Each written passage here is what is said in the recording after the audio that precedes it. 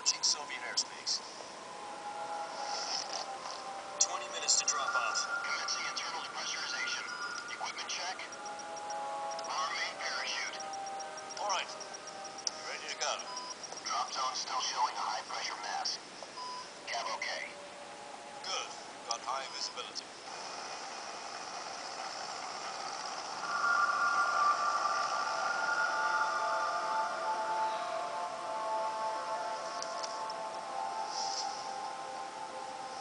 Put out that cigar. Connecting oxygen hose to interior connector. Put on your mask.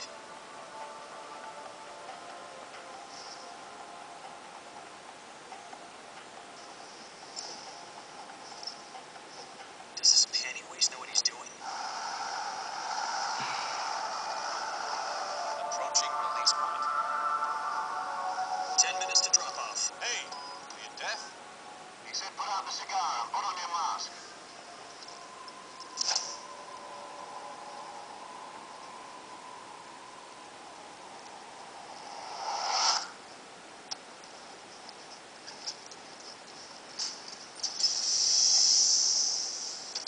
Depressurization complete.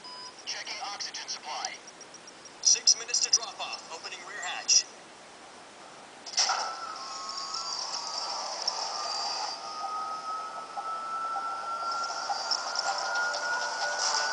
Sunrise.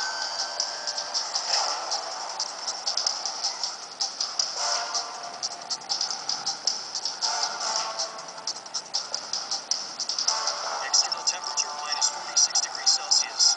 2 minutes to drop off. Stand up. You'll be falling at 130 miles per hour. Try not to get frostbite from the wind chill. 1 minute to drop off. Move to the rear. Activate bailout model. This is one for the history books. The world's first halo jump. 10 seconds to drop off. Stand by. Status okay. All green. Prepare for drop-off. Countdown. 5, 4, 3, 2, 1. Spread your wings and fly. God be with you.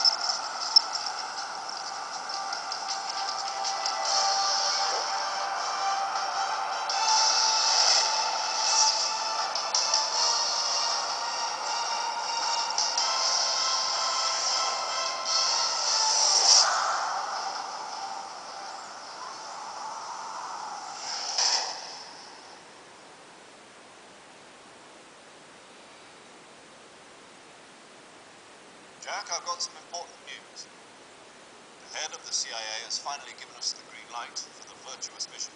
Virtual mission. No, the virtuous mission. The future of our Fox unit depends on it. If it succeeds, we'll be officially organized into a unit. Virtuous mission.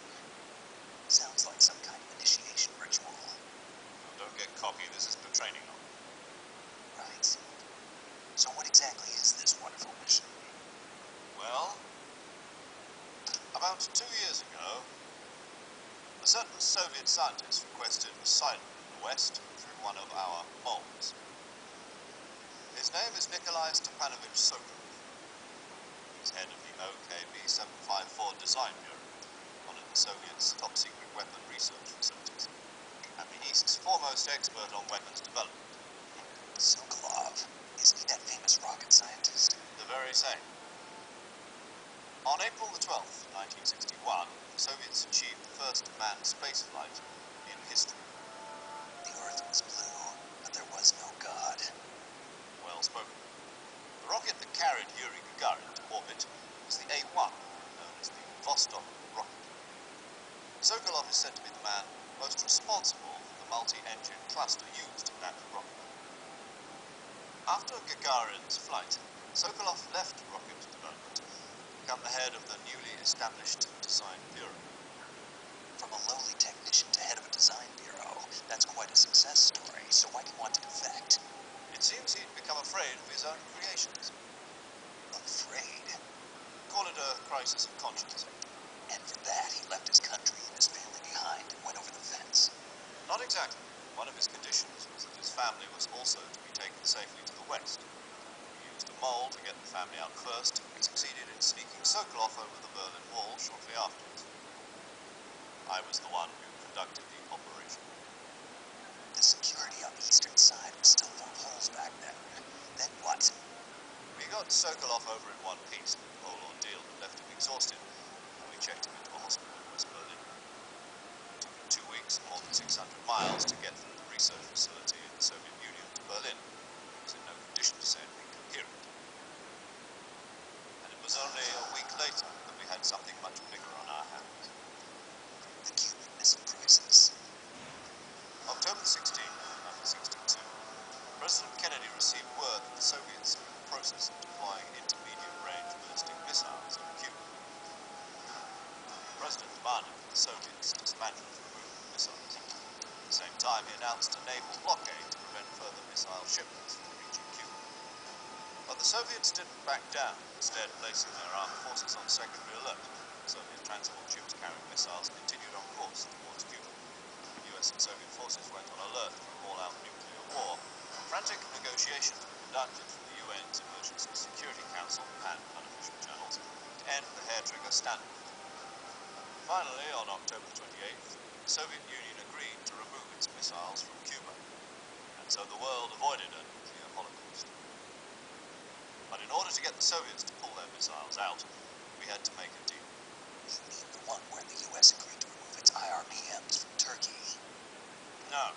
The Jupiter IRBMs deployed in Turkey were obsolete. We were going to get rid of them anyway. They had no strategic value whatsoever to either the US or the Russians.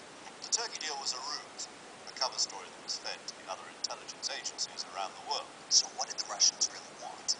Sokolov. They wanted us to return Sokolov. You mean the Soviets pulled out of Cuba just to get their hands on Sokolov? That's right. What the hell was he working on? At the time, we had no idea. We were running out of time. It was either give up Sokolov or risk full-scale nuclear war. In the end, we had no choice. President Kennedy gave in to Khrushchev's demand. The next day, I got Sokolov out of the hospital, handed him over to agents on the eastern side. Sokolov kept on screaming, "Save me," until he disappeared from my sight. Then, a month ago, we received some new information from one of our moles. About Sokolov? Yes, he was taken back to the research facility and forced to continue working on the weapon in question under KGB supervision. What's more, it's on the verge of completion. So what kind of weapon is it? Something to do with space rockets? No, missiles. Same technology. I guess you're right. We don't know the details, but it appears to be a new kind of nuclear device. For half a year now, the Soviets have been conducting frequent nuclear tests at Semipalatinsk. Something to do with the weapon, I assume. We're talking about a secret weapon so big that Khrushchev is ready to pull out of Cuba to get it back. Is Sokolov still in the facility? No. According to our intelligence, he's in Selino-Yatsk, a place in the mountains about 3 miles to the west that's known as the Virgin Cliffs. The Virgin Cliffs. Nice name for a virtuous mission. They moved him there just recently. Why? Apparently, they're conducting a field test of the weapon. It's our best chance to get him back. This mission would never have been possible if he was still in the research facility. This is our last chance. Sokolov must have known that too when he contacted us.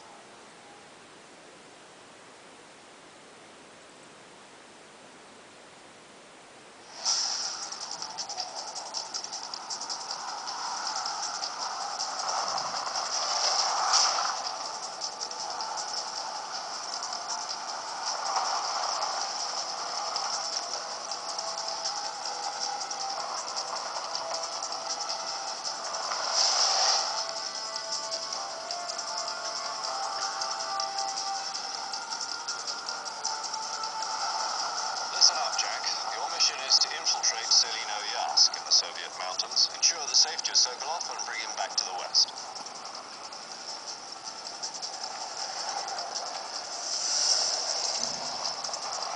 If we don't get Sokolov back before that weapon is complete, we'll be facing a major crisis. The clock is ticking.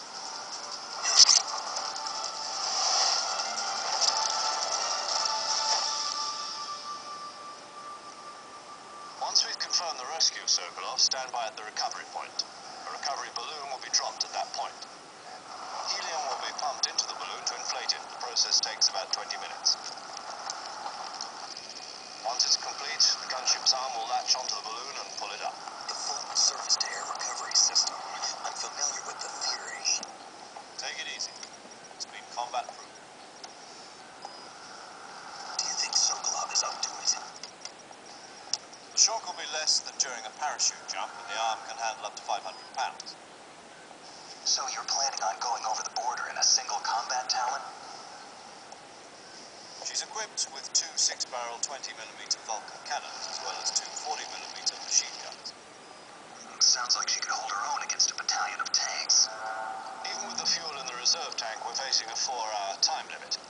If all goes well, it shouldn't take more than a few hours. Home in time for dinner. But if anything goes wrong, you'll be eating dinner, breakfast, and all the rest of your meals in the jungle.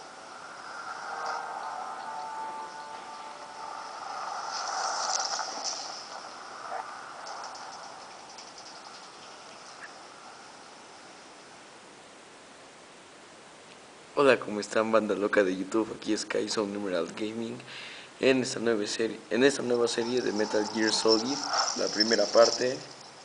Estamos dando un gran salto en avión y nos cuentan la historia. Ahí nos ha pillado un árbol y se nos atoró la mochila en un árbol. Cuidado. A ver, el personaje se llama Snake, Jack, que es un nombre clave. Estamos aquí, no hablo mucho porque quiero que escuchen la historia y no les voy a interrumpir los diálogos. Y vamos a empezar con este walkthrough, espero que les guste.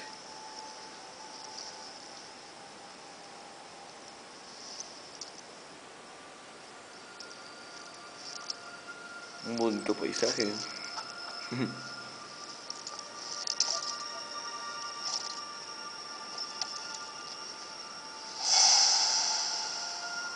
Ay, qué mamey.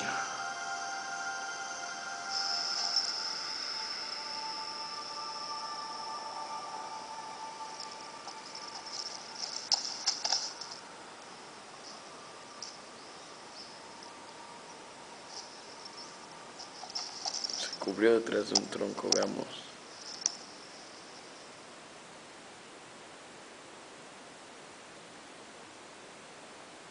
Ok, está haciendo una llamada. Do you copy? You're already in enemy territory. Somebody might be listening in. From here on out, we'll be using code names to refer to each other. Your code name for this mission will be Naked Snake. I'll be referring to you as Snake from now on. You're not to mention your real name. Snake? Well, you don't like snakes? What do you mean? You've eaten one before, haven't you? Survival training. Yeah. I'm glad to hear that. I don't know if I'd ever order one at a restaurant, but... Be careful, you might not have a choice. What about you, Major? What should I call you? Let's see. I'll be Tom. Call me Major Tom. This will be a sneaking mission. You must not be seen by the enemy. You must leave no trace of your presence. Is that clear? This kind of infiltration is the Fox unit's speciality. In other words, weapons and equipment are procure on site. That goes for food as well. You're completely naked, just as your name implies. Great. Now I see why you asked me if I liked snakes. I suppose calling me Snake was your idea of a joke, too. No. There's a good reason for that. I'll tell you later when the time is right. Gotcha. Getting back to the subject, how exactly am I supposed to feed myself? You've been issued a knife and a tranquilizer gun. Use them to hunt for food. You'll also find some medical supplies in your backpack. Yeah, about the backpack. I lost it in a tree on the way down. I see. Well, you better go back and get it then. You know where it is? No problem. I can see it from here. It's stuck on a branch. To climb a tree, stand in front of the tree that's covered in ivy and press the action button. I'll be monitoring your progress over the radio. Can't risk violating Soviet airspace, but I'll be in the gunship. My frequency is 140.85. I'll give you a call if I need to talk to you. If you need to talk to me, use use the send function. Okay, Snake, go get your backpack. Ok, vamos a empezar. Vamos por nuestra mochila perdida que se atoró en un árbol. Somos Snake.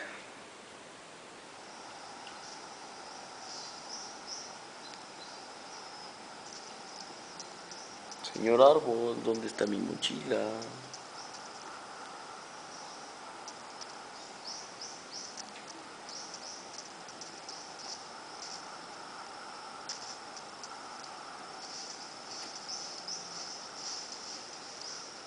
Señor arbolito, mi mochilita.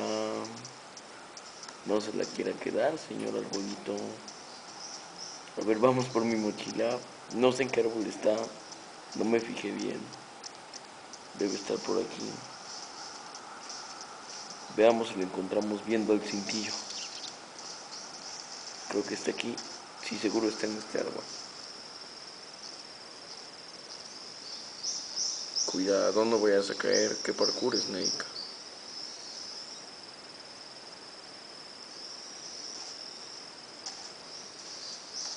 O sea, he caído, pero no he cogido la mochila,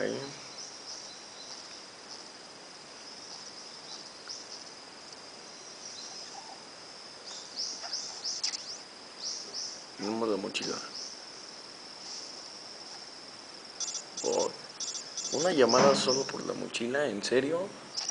I see you've retrieved your backpack, Snake. To equip a weapon, it's necessary to take it out of your backpack. In the survival viewer, choose Weapon from the backpack. The weapons you're currently holding will be displayed on the touchscreen. Choose the weapon you want to swap out, then press the Enter button. Next, you'll see a list of all the available weapons in your possession. Select the weapon you want to use and press the Enter button to take it out of your pack. For other equipped items, just do the same thing from Item. Got it. Use the survival viewer backpack. Yep, that's right. Survival is fundamental to this mission. After you've been out in the field for a while, your stamina will start to drop. If your stamina gets too low, it'll affect your performance. You won't be able to shoot accurately, for example, and your wounds won't heal as smoothly. Keep an eye on your stamina so you don't run out. To recover lost stamina, you can hunt for local flora and fauna. You can use either your tranquilizer gun or your knife to hunt. My only weapon is a Mark 22 Hush Puppy tranquilizer gun. That's right, it's been fitted with its own suppressor. However, the suppressor will deteriorate every time you fire. Once its durability reaches zero, the noise suppression effect will be gone.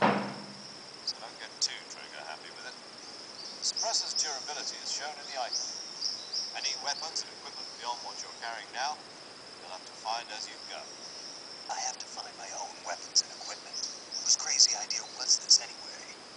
Solo covert actions are standard Fox operating procedure. You can't leave any traces of your presence. No weapons, equipment, footprints, sweat, or bodily waste. The same goes for bullets and cartridges, too. Your presence in enemy territory is already a violation of the International Conventions of Warfare. There aren't supposed to be any American soldiers in Russia. It could spark an international incident. You can't let anyone see you. You can't let the enemy know you're there. This is a stealth mission. You're a ghost, Snake, in every sense of the word. There'll be no rescue if you're captured. The military and US government will deny any involvement in the affair. Then I'll just have to take care of myself, huh? I'm afraid so. You've been given a fake death pill for that purpose. SIS guidelines stipulate that soldiers on covert ops like this one be issued a potassium cyanide capsule. Tape it to your body so you can take it when you need to. How generous of you. Use it if you're taken prisoner by the enemy. Send you into a state of false death for a short time. Fooling them into thinking that I'm really dead. So, how do I come back to life? Just take the revival pill. You mean that thing they put in my tooth before the mission? That's the one. Be careful. If you remain in a state of false death for too long, nothing will be able to bring you back. Remember that. I'll keep it in mind. You said this was a solo mission, right? Right. I guess that means I can't count on any reinforcements. Correct. The mission rests entirely in your hands. Real one-man army. Relax. There's a support team ready to back you up over the radio. Who? I'll introduce them to you. This time, Survival is of utmost importance. The first member of the support team will be in charge of monitoring your physical condition, acting as a medic, so to speak, as well as recording your mission data. She's a member of Fox as well, and she's here on the gunship with you. She. Hello, Snake. I'm paramedic. Nice to meet you. Paramedic. As in a medic who comes in by parachute. Aren't you going to tell me your real name? Are you going to tell me yours, Mr. Snake? My name, it's John Doe. And they call you Jack for short. You're a regular Captain Nemo. A name means nothing on the battlefield. After a week, no one has a name. What's your name? Jane Doe. Very funny. I wasn't joking, but I'll tell you my name only if you manage to make it back alive. My frequency is 145.73. She's also in charge of recording your mission data. Whenever you want to